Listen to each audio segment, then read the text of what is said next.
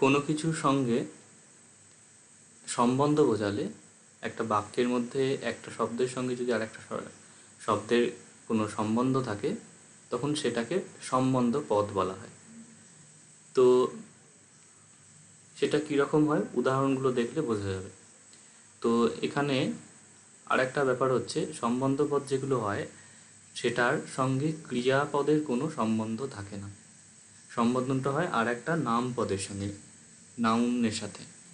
তো সেই জন্য যেহেতু ক্রিয়ার সঙ্গে কোনো সম্বন্ধ থাকে না, তো এটাকে সেই জন্য কোনো কারক হিসেবে ধরা হয় না।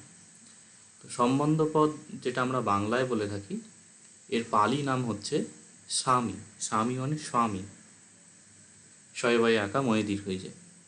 তো স্বামী বলার কারণ হলো সংজ্ঞা যেটা দেয়া হয় যে যস্য বা পরিগ্রহ সো স্বামী। পরিগ্রহ মানে হচ্ছে অধিকার, যার যস্য যার কোনো পরিগ্রহ বা অধিকার থাকে কোনো কিছুর ওপর সে হচ্ছে স্বামী। স্বামী মানে প্রভু বোঝায়, অধিপতি বোঝায়।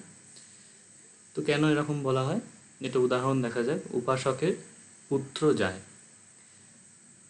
উপাসকের পুত্র, এখানে এই উপাসকের শব্দটা হচ্ছে এখানে সম্বন্ধপদ।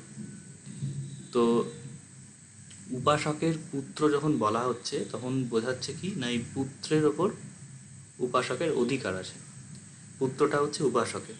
তো এই জন্য এই সেন্সে এটা হলো স্বামী, যেহেতু এর পুত্রের ওপর অধিকার আছে। আর সম্বন্ধ পদের সংজ্ঞাটা কেন হচ্ছে না উপাসকের পুত্র, এই পুত্রের সঙ্গে উপাসকের একটা সম্বন্ধ বোঝাচ্ছে এখানে, যে পুত্রটা আসলে উপাসকের। আর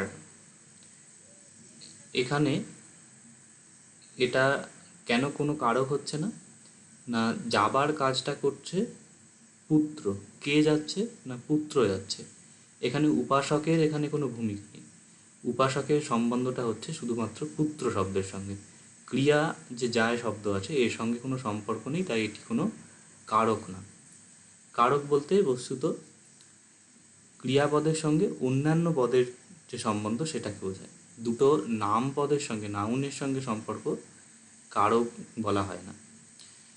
আচ্ছা, এবার সম্বন্ধপদকে কিভাবে চেনা যায়? বাংলার ক্ষেত্রে বাক্যে সাধারণত কার বা কিসের প্রশ্ন করলে যে উত্তর পাওয়া যায় সেটা সম্বন্ধপদ হয়। যেমন উপাসকের পুত্র যায়, এই বাক্যটা যদি নেওয়া হয় এখানে যদি বলা হয় কার পুত্র, কার পুত্র, উত্তর আসবে উপাসকের। তো উপাসকের হলো এখানে সম্বন্ধপদ। এবার বাংলায় সম্বন্ধপদ কিভাবে বুঝতে পারা যায় সেটা হলো পালিতে কিভাবে হয় না, পালিতে শব্দের শেষে এক বচনে একটা শয়ে শয়ে যুক্ত হয় আর বহু বচনের ক্ষেত্রে আনং যুক্ত হয়। তো এগুলিকে বলা হচ্ছে ষষ্ঠী বিভক্তি। তো উপাসকের সঙ্গে শয়ে শয়ে যুক্ত হলে উপাসক অস্য উপাসকস্য মানে উপাসকের, বহুবচন করলে উপাসক আনং উপাসকানং, উপাসক গুলির বা উপাসকদের বোঝায়। এবার উপরের বাক্যটা উপাসকের পুত্র যায়, এটা পালি দেখে নেওয়া যায়। তো উপাসকের হচ্ছে উপাসক শয়ে শয়ে যুক্ত হচ্ছে উপাসকস্য মানে উপাসকের, পুত্র হচ্ছে পুত্র, যেহেতু এখানে যাওয়ার কাজটা পুত্র করছে, পুত্র হলো এখানে কর্তা, আর গচ্ছতি ক্রিয়াপদ গচ্ছ তার সঙ্গে তি যোগ হলো।